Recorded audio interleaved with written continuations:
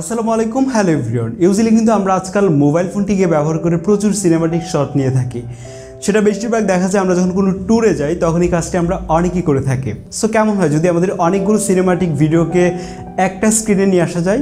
আমরা কথা বলবো আজকে কলাজ ভিডিও কিভাবে তৈরি করতে হয়, যেটা আপনারা হয়তো আজকাল সোশ্যাল মিডিয়াতে অনেকেই দেখেছেন। সো ফাইনালি আজকের এই ভিডিওতে আমরা জানবো কিভাবে VN এডিটর অ্যাপটিকে ব্যবহার করে আমরা কলাজ ভিডিও তৈরি করতে পারি। সম্পূর্ণ ভিডিও জুড়ে সাথে আছি আমি আদনান, আর আপনারা দেখছেন টেক বঙ্গ।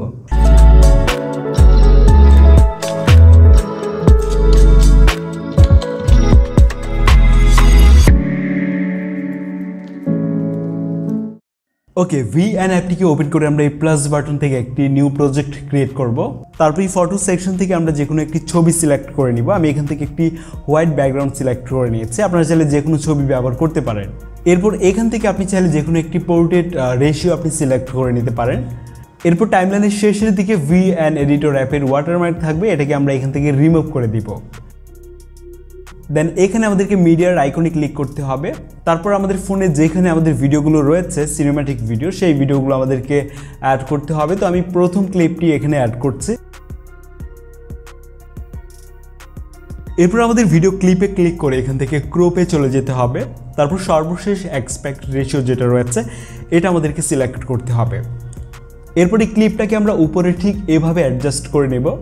দেন একইভাবে আবার আমাদেরকে মিডিয়ার আইকনে ক্লিক করে আমাদের দ্বিতীয় ক্লিপটি অ্যাড করতে হবে।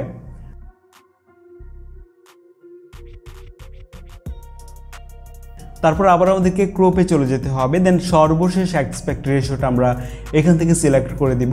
তারপর এটাকে আমরা নিচে এখানে অ্যাডজাস্ট করে নেব।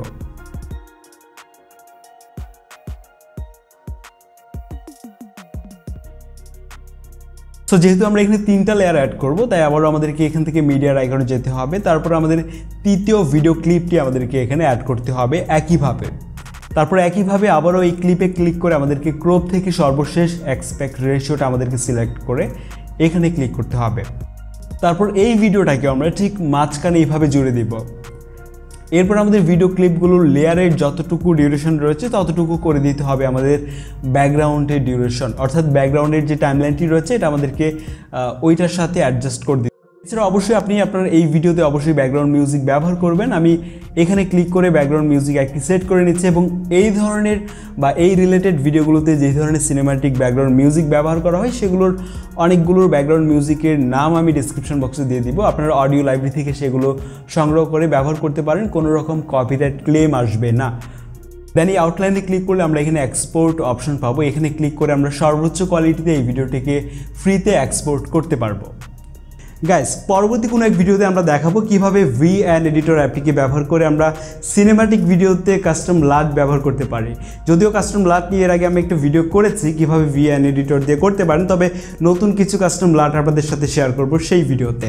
সো ভিডিওটা মিস না করতে চাইলে অবশ্যই চ্যানেলটিকে সাবস্ক্রাইব করে রাখতে পারেন। আর আপনারা চাইলে আমাদের ফেসবুক গ্রুপের সাথে কানেক্ট থাকতে পারেন, সেখানে আপনারা জানাতে পারেন টেক রিলেটেড যে কোনো সমস্যা। ভিডিও ডেসক্রিপশন বক্সে আমাদের ফেসবুক গ্রুপ এবং আমার সকল সোশ্যাল মিডিয়ার লিঙ্ক দেওয়া থাকবে, চাইলে কানেক্ট হতে পারেন। তাহলে দেখা হচ্ছে খুব শীঘ্রই নতুন ভিডিওতে নতুন কিছু নিয়ে। আসসালামু আলাইকুম।